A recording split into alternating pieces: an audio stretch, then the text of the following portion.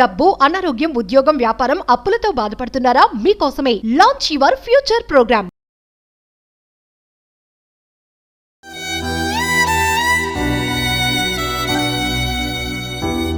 గంత ఘోరంగా కోరుతారా మేడం? నా పాప ఏం చేసింది? నన్ను చంపేది ఉండే మేడం. ఏమన్నా ఉంటే చిడతాళ్ళు ఎంత బాధపడి ఉంటది మేడం. ఇట్లా నొసలంతా ఎత్తుకొచ్చింది, గోడ కొట్టిరో ఏం చేసిరో మరి. నమస్తే, welcome back to Suman TV. Present మనతో పాటు ఉన్నారు అడ్వకేట్ డాక్టర్ సాల్మన్ రాజ్ గారు. నమస్తే సార్. నమస్తే సార్, మరి ఆల్రెడీ ఫాలో అవుతున్నట్టున్నారు కుక్కట్పల్లి సహస్ర ఇన్సిడెంట్. నిన్న చూసుకుంటే మిస్టర్ అయితే వీడిందని చెప్తున్నారు. ఇంకా కొన్ని అనుమానాలు, సందేహాలు అయితే కనిపిస్తున్నాయి.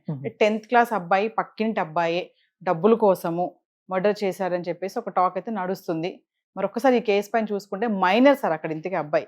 అంటే నెక్స్ట్ ఏంటి అనేది, అంటే ఏంటి అంటే శిక్షలు ఎలా ఉంటాయి, అసలు ఎందుకు 10th క్లాస్ అంటే ఈ మైనర్ ప్లస్ అలాంటి ఆలోచనలు అంత క్రూయల్గా, మళ్ళీ ఎలా అంటే సీన్ ఆఫ్ ఎఫెన్స్ కూడా ఏంటంటే ఆ పేపర్ మనం చూస్తే, అది మీరు కూడా చూసే ఉంటారు, స్కెచ్ ఎలా చేయాలి ఏంటి అంతా రాసుకొని మిషన్ డన్ అని రాయడము అంతా. ఒకసారి వివరాల్లోకి వెళ్తే సార్, ఇక్కడ చూసుకుంటే ఆ అబ్బాయి నైబర్ అండి, 10th క్లాస్ అబ్బాయి. మరి ఏ స్కూల్లో చదువుతున్నాడు ఏంటి అన్నది మనకు తెలియదు. స్కెచ్ మాత్రం పక్కాగా వేసుకున్నాడు. అంటే ఇప్పుడు లా ప్రకారంగా చూసుకుంటే as per the criminal code, criminal procedure code, mens rea కనిపిస్తుంది ఇక్కడ. The meaning of mens rea as law is ఒక ఫ్రేమ్వర్క్, మీరు ఒక ఆఫెన్స్ కమిట్ చేయాలి అన్న ఒక థాట్, దాన్ని ఇంప్లిమెంట్ చేస్తారు. దాన్నే మెన్సీరియా అంటారు. అంటే ఒక మోటివ్ ఫుల్ఫిల్ చేసుకోవడానికి ఒక మెన్సీరియా కావాలి. ఈ మెన్సీరియా ఉంది ఇక్కడ ఆల్రెడీ. కాబట్టి it actually frames this boy as definitely as a criminal apart from all the other evidences అండి. ఇప్పుడు పోలీస్ ఈ అబ్బాయి దగ్గర సరే స్కెచ్ చేసుకున్నాడు, ఈ అబ్బాయి చేశాడా లేదా అన్నది ఇంకా ఆధారాలు సేకరించాలి. ఇప్పుడు ఫారెన్సిక్ అనాలిసిస్ ఉంటుంది, మెడికల్ టెస్ట్ ఉంటాయి, ఇవన్నీ ఉంటాయి. ఇప్పుడు పిఎంఈ రిపోర్ట్ కావాలి. తర్వాత ఏ వెపన్తో అయితే అమ్మాయిని అటాక్ చేశాడో, police should also recover that particular weapon అండి. ఆ వెపన్ రికవర్ చేసుకోవాలి. పిఎంఈ రిపోర్ట్ని ఈ వెపనే అని చెప్పి కూడా నిర్ధారించుకోవాలి. అది కాకుండా ఆ పిల్లోడ్ ప్రెజెన్స్ అక్కడ, తర్వాత ఫింగర్ ప్రింట్స్ ఉండాలి, తర్వాత ఈ పిల్లోడ్ డిఎన్ఏ కూడా in case if there is anything on the body. So lot of things అండి. మెన్సీరియా ఉంది, మెన్సీరియాతో పాటు మోటివ్ ఉంది. ఎందుకంటే అబ్బాయి వేసుకున్న స్కెచ్ దాంట్లో ఇందాక మీరు అన్నట్టు మిషన్ కంప్లీటెడ్ అన్నారు. అంటే పక్కాగా ఫ్రేమ్ వర్క్ చేసుకున్నాడు. ఈ పిల్లల పైన ఇవన్నీ కూడా ఇన్ఫ్లుయెన్స్ ఎట్లా అవుతాయి అంటే because of television serials, movies, what ever. ఈ మధ్య మీరు నెట్ఫ్లిక్స్ కానీ ఏది పెట్టినా కానీ లాట్ ఆఫ్ అన్ని web series all related to crime. ఎలా చేయాలి అన్ని అండి క్లుప్తంగా చూపిస్తున్నారు. ఎన్నో మూవీస్ ఉన్నాయి. అంతకుముందు హృతిక్ రోషన్ మూవీ కూడా, అది ఒక పర్టికులర్ రాబర్స్ గ్యాంగ్ చూసి young boys, adolescent boys, same అట్లాగే they attempted robbery, they were caught. ఏంటి అంటే లేదు, we were inspired by Hrithik Roshan's movie అన్నారు. సో ఇట్లాంటి ఇన్సిడెంట్స్ ఎన్నో ఉన్నాయి. క్రైమ్ సిరీస్ అండి, లాట్ ఆఫ్ క్రైమ్ సిరీస్. మీరు నెట్ఫ్లిక్స్ కానీ లేదంటే ప్రైమ్ కానీ ఏది పెట్టినా మీకు కంప్లీట్లీ ఒక క్రైమ్ని ఎట్లా డిజైన్ చేయాలి, దానికి ఎట్లా స్కెచ్ వేయాలి, దాన్ని ఎట్లా ఫుల్ఫిల్ చేయాలి. ఈ మధ్య మీకు గూగుల్ ఇవన్నీ కూడా ఉన్నాయి. యూ కెన్ ఏదైనా అడిగినా చెప్తుంది. గూగుల్తో పాటు మీకు ఏఐ కూడా వచ్చేసింది. కాబట్టి how to commit a crime అన్నది మీకు స్టెప్ బై స్టెప్ అన్ని కూడా మీకు దేర్ ఆన్లైన్. అది కాకుండా ఇప్పుడు చూసుకుంటే ఈ అబ్బాయిని ఏ ప్రొవిజన్స్ కింద ట్రై చేస్తారు మనం వింటున్నాం, చూస్తున్నాం న్యూస్లో. ఈ అబ్బాయి 10th క్లాస్ ఉన్నారు కాబట్టి mostly probably from ranging between 15 or 18 years. దీనికి ఒక స్పెషల్ చట్టం ఉంది, దాన్ని జువెనైల్ జస్టిస్ యాక్ట్ అంటారు. ఈ జువెనైల్ జస్టిస్ యాక్ట్ అంతకుముందు 2000లో ఇంట్రడ్యూస్ చేశారు. జువెనైల్ జస్టిస్ యాక్ట్ ఏంటి అంటే for the care and protection of such juvenile children. తర్వాత 2015లో దీన్ని మళ్ళీ అమెండ్ చేశారు. 2000లో కొన్ని పర్టికులర్ ఫెసిలిటీస్ అవి ఇవ్వలేదు. దాని తర్వాత జువెనైల్ జస్టిస్ బోర్డ్ అన్నది దీంట్లో అంటే ఈ ఫ్రేమ్ వర్క్లోకి వచ్చింది. జువెనైల్ జస్టిస్ బోర్డ్ని ఫామ్ చేశారు. యాక్ట్ వచ్చిన కొత్తలో జువెనైల్ జస్టిస్ కోర్ట్స్ కూడా, జువెనైల్ కోర్ట్స్ కూడా, స్పెషల్ కోర్ట్స్ కూడా కాన్స్టిట్యూట్ చేయడం జరిగింది. ఇప్పుడు ఈ అబ్బాయిని ఏంటంటే ఇందాక నేను చెప్పినట్టు ఈ జువెనైల్ జస్టిస్ బోర్డ్లో ఒక కమిటీ ఉంటుంది. వీళ్ళు ఏం చేస్తారంటే కూర్చొని నిర్ధారిస్తారు, ఈ పర్టికులర్ కేసు వచ్చింది, ఇప్పుడు ఈ అబ్బాయిని ఎట్టి పరిస్థితుల్లో జువెనైల్ కోర్టులోనే ట్రై చేయాలి. ఎందుకంటే అడోల్సెంట్ లో ఉన్నా కానీ he's not a complete adult as per law. Yes Anything above 18 years, we can try him as an adult. Between 16 to 18, అంతకుముందు 2012లో నిర్భయ యాక్ట్ వచ్చిన తర్వాత దాంట్లో one of the accused who was still a juvenile, yes but he was the one who committed the most heinous crime. కాబట్టి అక్కడ there was actually a lot of discrepancies. ఆ అబ్బాయిని juvenile కింద try చేయాలా లేదంటే అబ్బాయిని అడల్ట్ కింద try చేయాలా అని finally he was tried. So ఇక్కడ కూడా ఏంటి అంటే ఈ జువెనైల్ జస్టిస్ బోర్డులో ఉన్న కమిటీ వీళ్ళు కూర్చొని ఆ అబ్బాయి ఫిజిక్ కానీ ఆ అబ్బాయి మెంటాలిటీ కానీ ఎన్నో ఆస్పెక్ట్స్ని వాళ్ళు చూసి నిర్ధారించుకుంటారు ఈ అబ్బాయిని అడల్ట్ కింద ట్రై చేయాలా లేదంటే జువెనైల్ కింద ట్రై చేయాలా. అది నిర్ధారించుకున్నాక ఒకేలా లేదు we will try as a minor అంటే ఈ జువెనైల్ జస్టిస్ కింద ట్రై చేస్తారు under section 15. Under section 15 they have to evaluate.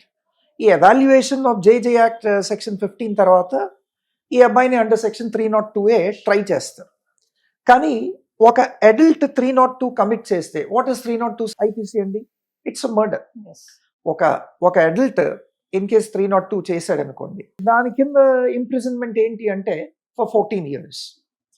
అదే ఒక జువెనైల్ చేస్తే ఏంటి స్పెషల్ కన్సిడరేషన్స్ ఉంటాయి. అందుకనే 2015లో ఈ జువెనైల్ జస్టిస్ యాక్ట్ని రీఅమెండ్ చేసి దాంట్లో ఎంతో ఫ్రేమ్వర్క్ తీసుకొచ్చారు.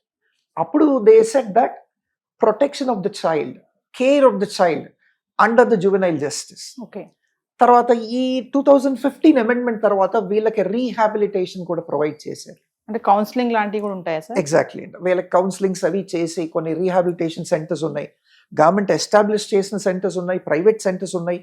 ఈ juvenile justice board has actually affiliation to many private rehabilitation centres also.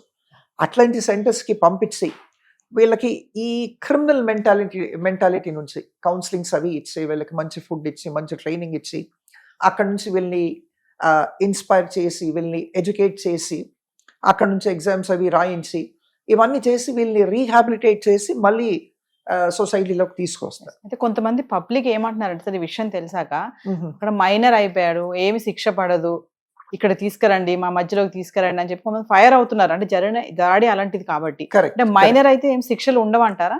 అట్లా ఏం లేదండి. ఎందుకంటే జువెనైల్ జస్టిస్ యాక్ట్ 2015 దీని ప్రకారం if a juvenile is tried under section 302 of IPC for murder అట్లాంటి వాళ్ళకి మినిమం శిక్ష 7 ఏళ్ళండి. 7 శిక్షలు years. ఏమీ ఉండవని లేదండి, తప్పకుండా శిక్షలు ఉంటాయి. 302 కింద జువెనైల్ కింద ట్రై చేసినా కానీ 7 ఏళ్ళు శిక్ష. కాకపోతే కోర్ట్స్ డిస్క్రిషన్ ఆ 7 ఏళ్ళు మినిమం వేయాలని ఉంది యాజ్ పర్ ది యాక్ట్. 7 ఏళ్ళు వేయపోయినా కొంచెం తక్కువ కన్సిడర్ చేసి 3 years 4 years కానీ శిక్ష మాత్రం ఉంటుందండి. ఒక అడల్ట్ చేస్తే అండర్ సెక్షన్ 302 ఒకేలా ట్రై చేస్తే రిగరస్ ఇంప్రిజన్మెంట్ ఉండొచ్చు. జువెనైల్ కాబట్టి ఆ రిగరస్నెస్ అన్నది when you try a juvenile as per the juvenile justice act for section 302 it may not be rigorous అండి. So that is the difference. ఈ public ఏదైతే అంటుందంటే వాళ్ళకంత లా గురించి అవగాహన లేదు. They are not experts in law, they are not jurist. జరిగింది కాబట్టి వెంటనే జరిగింది కాబట్టి వాళ్ళు ఇమోషనలీ రియాక్ట్ అవుతారు. కానీ అది తప్పండి.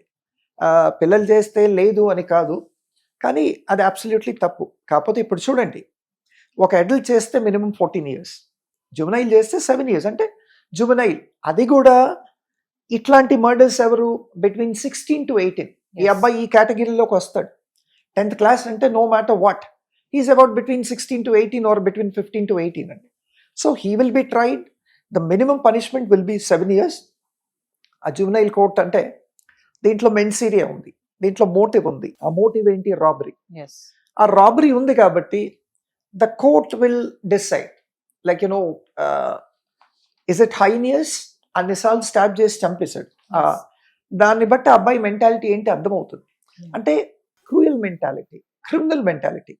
తర్వాత ఇప్పుడు పోలీస్ వారు కూడా ఇన్వెస్టిగేట్ చేయాలి. ఏమని, అంతకుముందు ఈ పిల్లోడు ఇట్లాంటి క్రైమ్స్ లో ఏమన్నా ఇన్వాల్వ్ అయి ఉన్నాడా, ఇట్లాంటి పెటీ క్రైమ్స్ ఏమన్నా చేశాడా స్కూల్లో కానీ బయట కానీ ఫ్రెండ్స్ సర్కిల్లో కానీ, ఇవన్నీ కూడా చేసి కోర్టు ముందు పెడితే the court will decide exactly what అన్నది. సార్ అంటే ఇప్పుడు ఈ మైనర్ పైన పోక్సో కేసు వేసే ఛాన్సెస్ ఉన్నాయంటారా? పాక్సో అంటే ఏంటి? పాక్సో అంటే protection of children against sexual offences. ఇక్కడ ఈ అమ్మాయి పైన సెక్షువల్ దాడి ఏమి జరగలేదు, అసాల్ట్ ఏమి జరగలేదు, ఈ అబ్బాయి అట్లాంటిది ఏమి చేయలేదు కాబట్టి I don't think POCSO is applicable here అండి. POCSO may not be applicable. It's pure murder.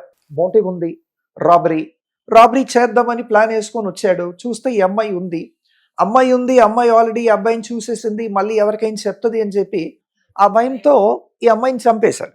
So ఇక్కడ POCSO may not be applicable అండి.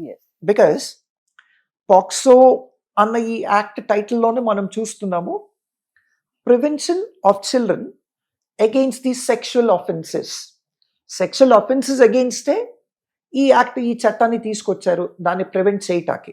సో కాబట్టి that may not be applicable. Coming to మరి బెయిల్ వచ్చే ఛాన్సెస్ ఏమైనా ఉంటాయి? అసలు bail వస్తుందంటారా? అసలు వస్తుంది. జువెనైల్ కాబట్టి బెయిల్ వస్తుంది. ఓకే, బెయిల్ వస్తుంది. కొన్ని పర్యాలు కోర్టు వాళ్ళు ఏం చేస్తారు, because if the court considers that it's highness murder, bail కూడా ఇవ్వరండి. మళ్ళీ మీరు హైకోర్టుకో సుప్రీంకోర్టుకో వెళ్లాల్సి ఉంటుంది. మీ రెగ్యులర్ జువెనైల్ కోర్ట్ మాత్రం they may not give bail also in certain circumstances. ఇక్కడ ఈ అబ్బాయిది చూసుకుంటే మళ్ళీ చెప్తున్నా, ఆ మెన్సీరియా ఉంది, క్రిమినల్ మెంటాలిటీ ఉంది. అది ఒక ఆర్డినరీ మర్డర్ కాదు. It's not an accidental murder, it's a brutal murder. Planned. It's a brutal murder. అమ్మాయిని చూడగానే బ్రూటల్లీ ప్లాన్ చేసుకున్నాడు. అన్నిసార్లు స్టాప్ చేయటం, అది కూడా అమ్మాయి కూడా 10 or 12 years, 10 అని మీడియాలో చెప్తున్నారు, మేబీ 12 years. సో ఈ అబ్బాయికి అమ్మాయికి ఒక 4-5 years డిఫరెన్సే. ఆయన అమ్మాయిని ఓవర్ పవర్ చేసి, అమ్మాయిని కింద బారేసి, అమ్మాయిని అన్నిసార్లు స్టాప్ చేసి చంపేశాడు. తర్వాత అమ్మాయి అరిచుండపోవచ్చా? అరిస్తే ఎవరు వినలేదా? అట్లాంటప్పుడు నోరు మూసుంటాడు కదా. So it is actually brutal murder. In case ఎవరైనా అబ్బాయిని ఎంకరేజ్ చేసి ఉన్నారని అనుకుంటున్నారా మీరు? ఐ డోంట్ థింక్ సో అండి. అంటే as per the police version, motive robbery, ముందు నుంచే చూస్తున్నాడు, ప్లాన్ వేసుకున్నాడు మైండ్ లో. వాళ్ళ ఇంట్లో మరి ఫైనాన్షియల్ ప్రాబ్లమ్స్ ఉన్నాయి, ఏంటో తెలియదు, డబ్బులు దేనికి కావాలో తెలియదు. అట్లాంటి పిల్లలంతా కూడా బైక్స్, ఐఫోన్స్ కావాలి, బైక్స్ కావాలి, ఫ్రెండ్స్ దగ్గర స్కూల్లో ఉన్నాయి, మాకు బైక్ కావాలి అని చెప్పి అట్లాంటి ప్లాన్ వేసుకొని అట్లాంటి మోటివ్ తోనే ఈ రాబరీ చేస్తుంటారు. That's what I was thinking. Coming to మరి పేరెంట్స్ పరిస్థితి ఏంటంటారు? ఇప్పుడు వాళ్ళు అంటే ఇప్పటిదాకా వాళ్ళు బయటకి రివీల్ చేయలేదు వాళ్ళని ఎవరు కూడా, ఏ ఛానల్ మనం చూడలేదు, పోలీస్ వాళ్ళు కూడా. అబౌట్ ఇప్పుడు పేరెంట్స్ పరిస్థితి ఏంటి అంటే వాళ్ళని కూడా ఇప్పుడు ఇంట్రోగేట్ చేస్తారా? పేరెంట్స్ డెఫినెట్ గా ఇంట్రోగేట్ చేయాలండి పోలీసులు. ఎందుకంటే ఈ అబ్బాయికి ఏమైనా క్రిమినల్ హిస్టరీ ఉందా తెలియడానికి పేరెంట్స్ ని, ఫ్రెండ్స్ ని, రిలేటివ్స్ ని డెఫినెట్ గా ఇంట్రోగేట్ చేయాలి. ఇంట్రోగేట్ చేస్తారు, కానీ they have got nothing to do with the crime. ఎందుకంటే they are busy with their own works and all. కాబట్టి police cannot frame the family, the entire family. కొన్ని cases ఉన్నాయి వైరన్ ఫ్యామిలీస్ అన్ని కూడా కలిసి చేసిన ఉదాంతాలు ఉన్నాయి. అట్లాంటి వాటిల్లో if the police finds any evidence, the police May frame it also.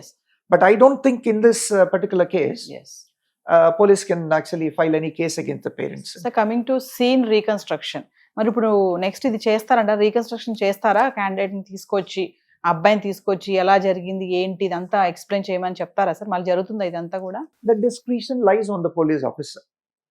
ఇప్పుడు ఒకవేళ నాకు తెలిసి అడల్ట్ అయితే రీకన్స్ట్రక్షన్ చేయొచ్చు.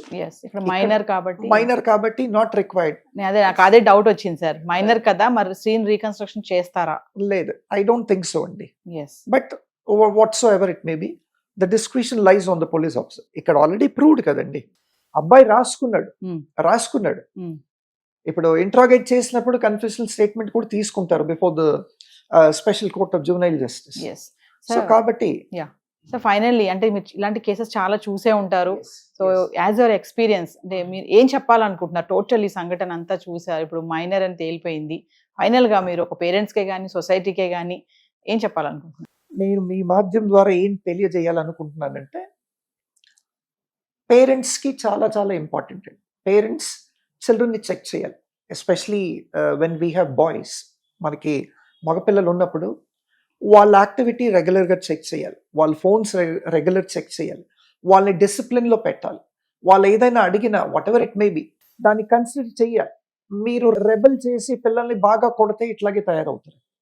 పిల్లల్ని ప్రేమతో జయించాలండి. ఈ మధ్య ఎట్లా అయిపోయిందంటే చాలా అంటే many children come and complaint. అదే US లో తల్లి కానీ తండ్రి కానీ పిల్లల్ని తిట్టటానికి లేదు, కొట్టటానికి లేదు. They have a right to file a case against the children. Yes ఆ కల్చర్ ఇంకా ఇక్కడ రాలేదు. పేరెంట్స్ ఎట్లా అంటే పిల్లలు పుట్టారు, వీ హ్యావ్ ఎవ్రీ రైట్, వాడిని కొట్టొచ్చు, తిట్టొచ్చు. చాలా మంది పేరెంట్స్ అంటే పిల్లలు వచ్చి చెప్పారు నాకు, బూతులు కూడా యూజ్ చేస్తారు. అవును. దీనివల్ల ఏమవుతుందంటే they develop a criminal mentality, Yes. Criminal attitude. Parents పైన డిపెండెన్స్ కానీ లవ్ కానీ ఎమోషన్స్ కానీ పెంచుకోకుండా బయట వాళ్ళ మీద ఎక్కువ ఎమోషన్స్ పెంచుకొని, తర్వాత బయట స్నేహితులు ఎట్లా ఉన్నారు, కంపెనీ ఎట్లా ఉంది, అది కూడా చూసుకోవాలి. ఎస్ పిల్లలు బయట వాళ్ళ మీద ఎక్కువ డిపెండ్ అయిపోయి ఆ మెన్సీరియా అన్నది డెవలప్ చేసుకుంటారు. సో కాబట్టి ప్రతి పేరెంట్ కూడా పిల్లల్ని చెక్ చేయాలి, పిల్లలకి ఆ లవ్ అన్నది చూపించాలి. ఈ Yes. మధ్య మనం అంటే lot of parents are very busy. Morning వెళ్తే రాత్రి 12ంటికి ఎప్పుడో రావటం, మళ్ళీ మార్నింగ్ లెగ్స్ వెళ్ళటం, whatever it may, they don't have time అండి. They have to give time. Take them out on Saturdays and Sundays. Spend time with the children. Discipline them. Make them sit. Teach them. You have to show your love. Yes వాళ్ళకి explain చేయాలండి. అరటిపండు ఒలిచినట్టు వాళ్ళకి మనం explain చేసి చెప్పాలి. So I send this message to all the parents that please give adequate time to the children. Give them a lot of love and give them discipline. Check their activities. Yes So this is what I want to tell you. Yeah, thank you sir. thank you.